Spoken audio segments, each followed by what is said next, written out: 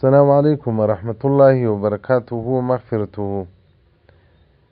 دا ابي سعید رضی الله تعالی عنه څخه روایت دی، رسول الله صلی الله علیه وسلم فرمایلی دی من نظر الى وجه عالم، چا د عالم مخ ته وکتل او په دغه کتلو دی خوشحاله سو، الله جل جلاله به د دغه کتلو څخه او د دې خوشحالۍ څخه یو ملک پیدا کړي، دغه صاحب ته به د دې کتلو تر ورځې د قیامت پورې مغفرت غواړي.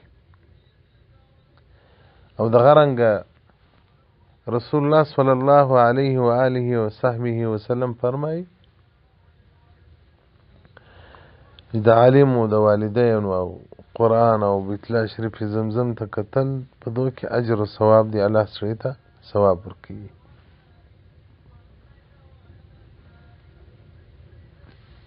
تاریخ دمشق د ابن عساکر جلد نمبر 49 صفحه نمبر 300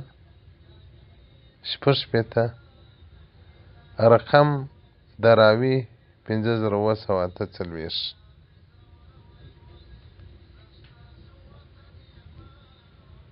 نو محترم خور دا پښتنه مو کړې و چې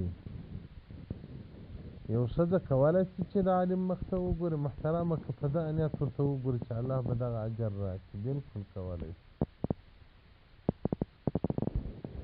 رحمان بابا وایي چې نظر کې دې صاحب نه وي رحمانه، ښکلي مخ ته په کتلو ګناه نشته، چې نظر کې دې صاحب نه وي رحمانه، ښکلي مخ ته په کتلو ګناه نشته. ښکلي مخان د علماو دي،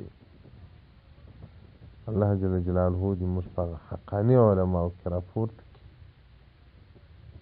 ښکلي علما دي، داسې نن د جامعې هغه بقدر انسانان علما دي. زموږ سره د رسول الله صلی الله علیه وسلم قدر نشته. که زموږ سره د رسول الله صلی الله علیه و آله و صحبه وسلم قدر وي، بیا به نو علما موږ ته قدرمن وي. نو دغه ښکلو ته کتل